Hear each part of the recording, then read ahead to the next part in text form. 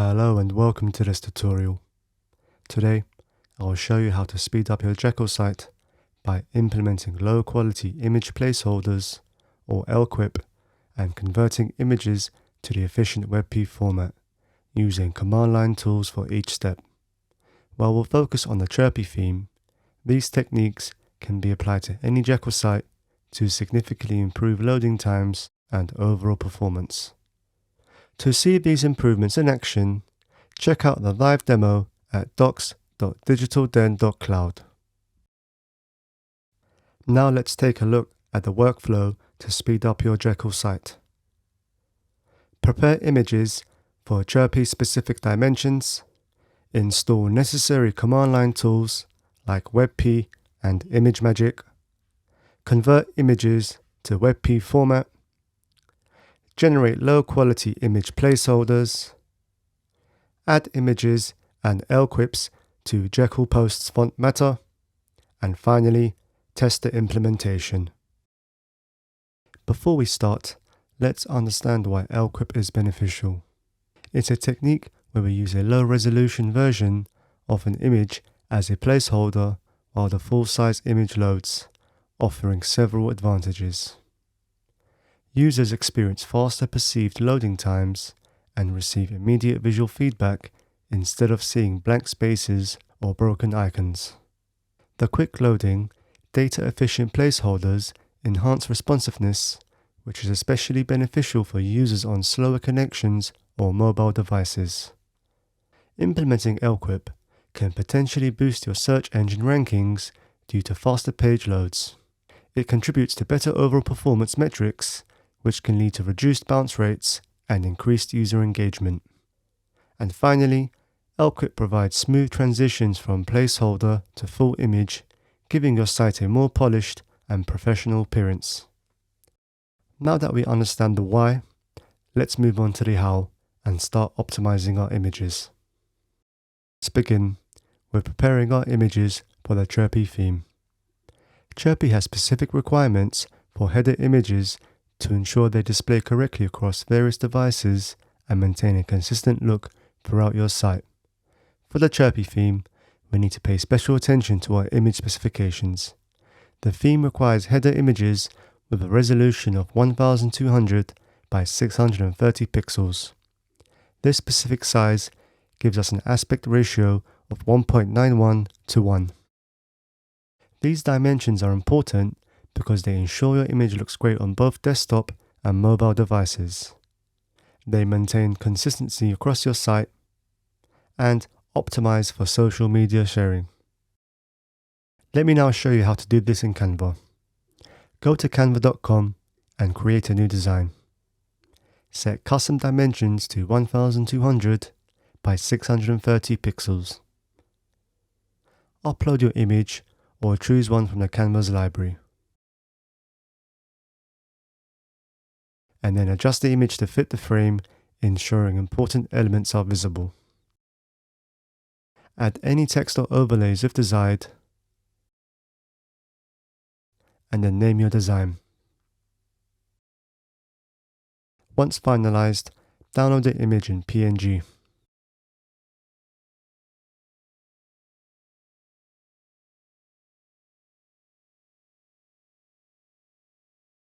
Now that we understand the image requirements and have prepared our image, let's move on to installing WebP tools. WebP is a modern image format developed by Google that provides superior compression and quality characteristics compared to image formats like JPEG and PNG. For this tutorial, I'll be demonstrating the installation process on a Mac using Homebrew. If you're using Windows or Linux, please refer to the video description for a link to the documentation with specific instructions for your operating system. On a Mac with Homebrew installed, open your terminal and type brew install WebP. Once the installation is complete, we can verify it by checking the version. In the terminal, type C WebP-version. WebP tools are command line utilities that allow us to convert images from various formats to WebP. They provide options to adjust compression settings, quality, and other parameters to optimize the images for your specific requirements. Now that we have WebP tools installed, let's convert our prepared image to the WebP format. The goal here is to create an efficient image format that still looks great on your site. WebP typically reduces file size significantly compared to PNG or JPEG, which will help our page load faster. On Mac, open your terminal and navigate to the folder where you saved your image from Canva. If you downloaded it to your Downloads folder, you can use the Change Directory command. To convert our image, we'll now use the cwebp command. Remember, all these commands and more options can be found in the documentation linked in the description below. Now let's take a look at how this command works. cwebp is the WebP converter tool we just installed. Chirpy fast load PNG is the input file, which is your original image downloaded from Canva. O specifies the output file, and chirpyfastload.webp is the name of our new WebP file. When you run this command, cwebp will convert your PNG image to WebP format. The process is quick, and you'll see some information about the conversion in your terminal. By default, cwebp tries to balance quality and file size. However, you can adjust various settings if needed. Now that we've prepared our WebP image, let's add this information to our Jekyll's post font matter. We'll assume you already have the basic font matter set up with your title, date, categories, and tags. We're going to focus on adding the image information.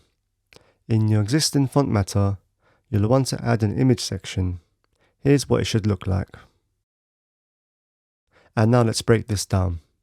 Image starts our image section. Path specifies where your image is located in your Jekyll site structure. And assets, image, headers, chirpyfastload.webp is the actual path to your WebP image file. Make sure to use the correct path to your WebP image file, which will typically be in your assets or images folder, depending on how you've structured your Jekyll site. Remember, in YAML, indentation is crucial, so ensure that path is indented under image. Now that we've added our main image to the font matter, the next step is to install ImageMagick. We'll use this powerful tool to create a low-quality image placeholder. Open your terminal and type brew install ImageMagick. ImageMagick is a versatile command line tool that allows you to manipulate images in various ways. We'll be using it specifically to create our base 64 encoded placeholder image for LQIP. Now that we have ImageMagick installed, let's generate our low-quality image placeholder. This process will create a small, low-resolution version of our image that we'll use as a placeholder. Here's the command we'll use to generate our LQIP. We start with magic, which is an ImageMagick command. Chirpyfastload.webp is our input WebP image. Resize 20x20 reduces the image to a tiny 20 by 20 pixel version. Strip removes all metadata to further reduce file size. Quality 20 sets a low quality to keep the file size small. Temp.webp is a temporary file we create. Base 64 converts this tiny WebP into a base 64 string. And finally, we remove the temporary file. When you run this command, you'll see a long string of characters output in your terminal.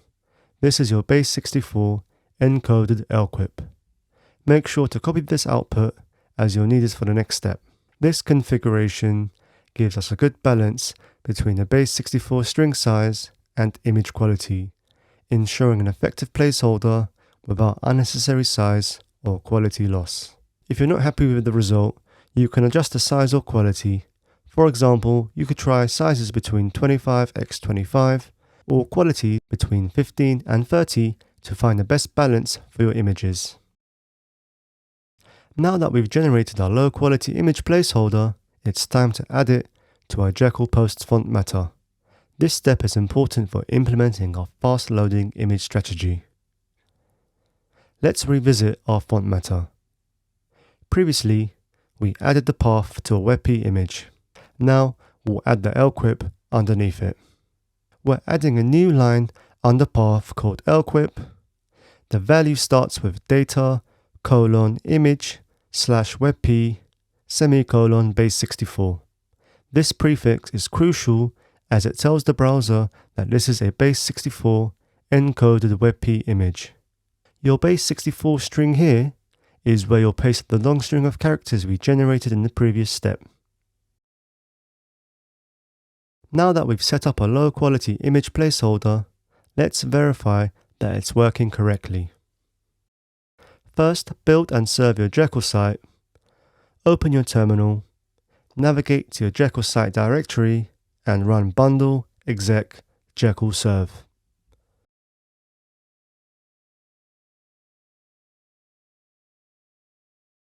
Once it's running, open your web browser and go to localhost 4000. Now let's check the placeholder image. Navigate to the post where you added the LQIP. You might notice a brief moment where a low-resolution version of the image appears before the full-resolution version loads. On a local environment, this effect may be very quick, so don't worry if it's hard to spot at first. You can also use developer tools to verify. Open your browser's developer tools, go to the network tab and refresh your page. In the filter box at the top, select Image to show only image requests. You should see entries related to your image. The first entry is your LQIP. When you open the data image entry, you should see a small, blurry version of your image. This is your low-quality image placeholder. If you see this, congratulations, your LQIP is working correctly. Now remember, the Chirpy theme natively supports LQIP implementation, so if you're not seeing the LQIP effect, double check your font matter syntax to ensure it matches the format we discussed earlier. In real-world scenarios, especially on slower connections, the LQIP effect becomes more noticeable and beneficial. Now that concludes our tutorial on implementing low-quality image placeholders in your Jekyll site with the Chirpy theme. This technique will significantly improve your site's perceived loading speed and overall user experience.